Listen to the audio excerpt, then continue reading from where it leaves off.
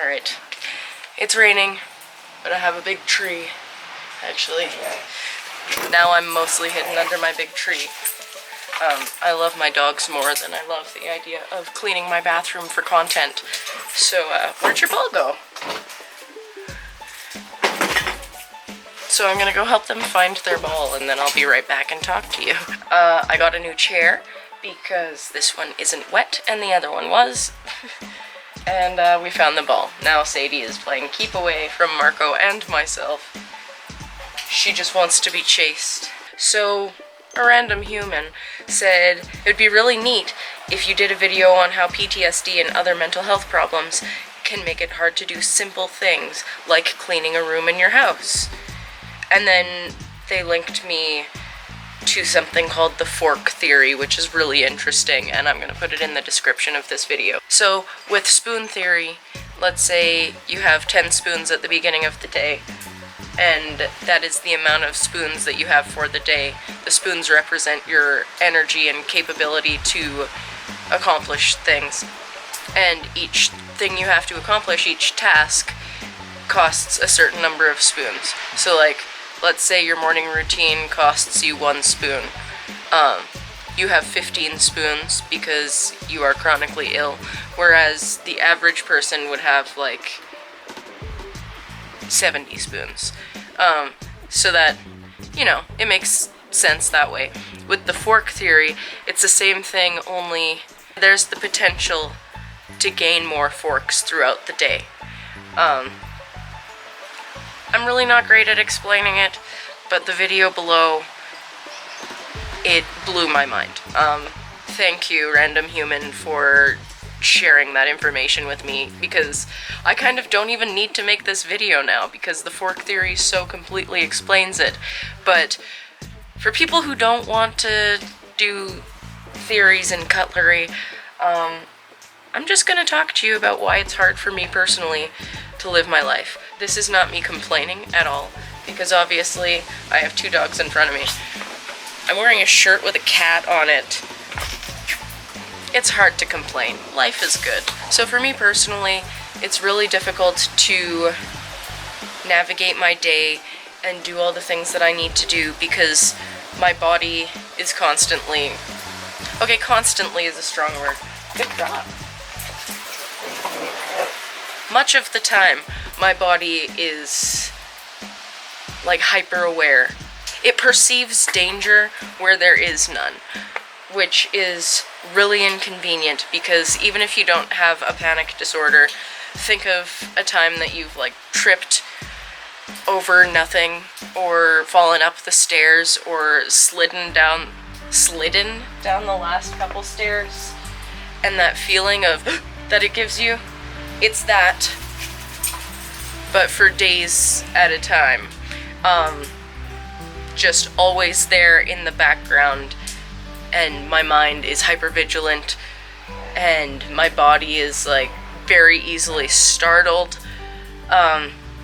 It is really inconvenient when you're trying to do a job or have a conversation or get out of bed. Because being so tense all the time is exhausting for your body. Because think about it, when I'm anxious, I've noticed myself like walking in a parking lot at night, my shoulders will be up here by the time I get to my car. Doesn't this look ridiculous? It feels ridiculous because I'm aware of it. I am consciously doing it right now. But when your body automatically like, hui, as a defense response, you're not really noticing it. It's not a conscious thing. You don't feel the pain because of the adrenaline, and then you go to bed, and the next day you wake up and you're sore, you're so tired, you feel like you haven't slept because you've been having nightmares all night about things that have happened and are over now, but your body still feels the danger from it years into the future. So if you're exhausted all the time, it's really hard to clean your house. And for me personally, a big thing, I've never really talked about it on the internet before, and there's a plane flying overhead, so I'm just gonna think of how I want to word this for a second. I was never really this feels weird to say out loud, and I feel like I'm gonna get in trouble, but my mother is deceased, and the other one is no longer in my life, so it's like, who's gonna punish me? But myself. I'll punish myself. I wasn't really prepared for the real world, as they call it. I was not allowed to do laundry because, as much as my parents tried to tell me it was because I was lazy and didn't want to do anything around the house, anytime I tried to learn how to do laundry or get a job or anything, it was shut down immediately with, you're gonna do it wrong. You can't do it, you're gonna wreck it, you're gonna ruin our clothes, you're gonna ruin the machine, just don't touch it, I'll do it myself.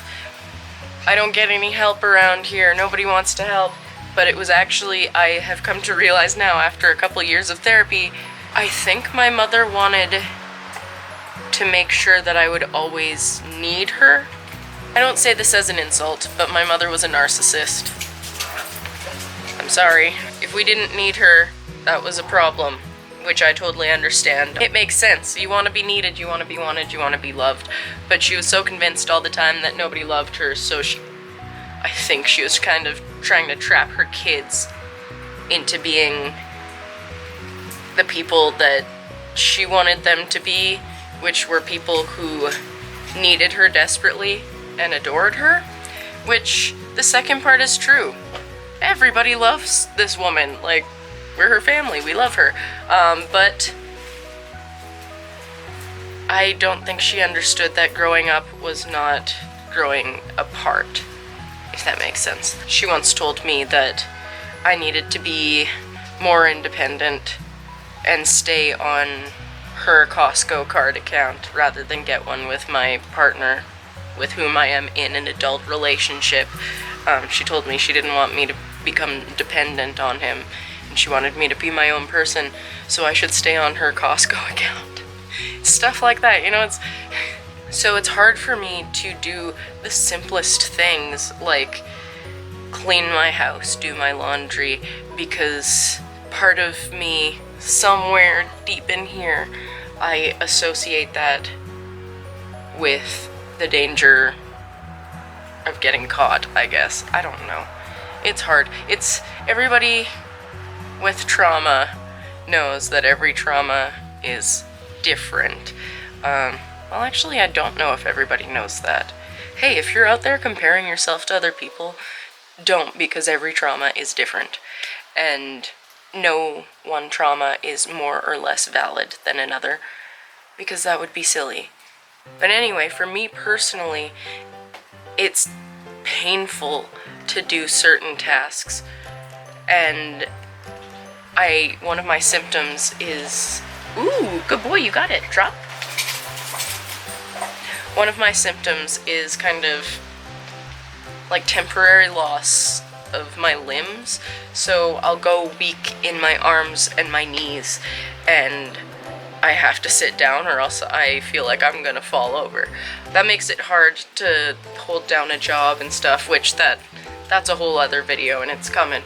But if performing a certain task makes your body react a certain way every time, it gets really, really, really, really overwhelming to perform that task day to day, because then your body and mind are kind of trained to dread that task, even though it has nothing to do with, like, cleaning the toilet, brushing your teeth. Good boy! Cleaning the bathtub, doing your laundry. I don't know how to explain it properly, but I guess I just want to say that if you are having trouble performing the simplest daily tasks, it's not because you're lazy, and it's not because you're just a little sad today, you're just a sad girl. It's not that at all. It is, Sadie, drop the ball. Oh my gosh, you're so sassy. It's because your body is freaked the F out by it, and your mind doesn't understand why sometimes. And it sucks, and it's really embarrassing. It feels like this big shameful thing, but I don't think we should be ashamed of it. We really need to kind of dial back the stigma a little bit around symptoms of depression that are not within yourself, I guess.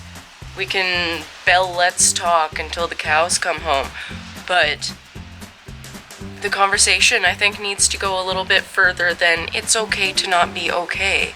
Talk to somebody, get help, blah blah blah blah blah. Because while all of that is 100% true, not enough people know what it looks like behind closed doors because we don't talk about that part of it. That's one of the more ugly parts of it, is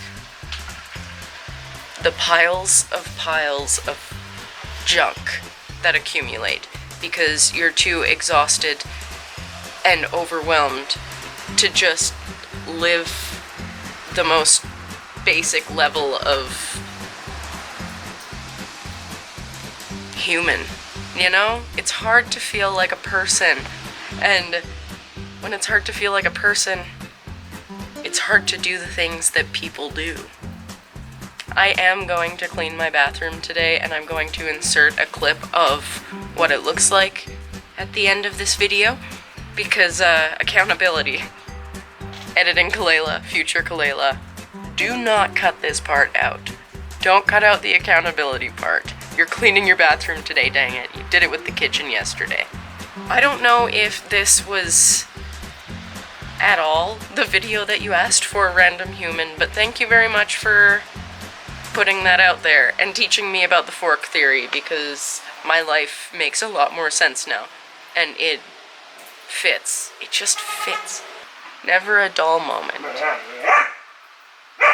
You're gonna want to see this.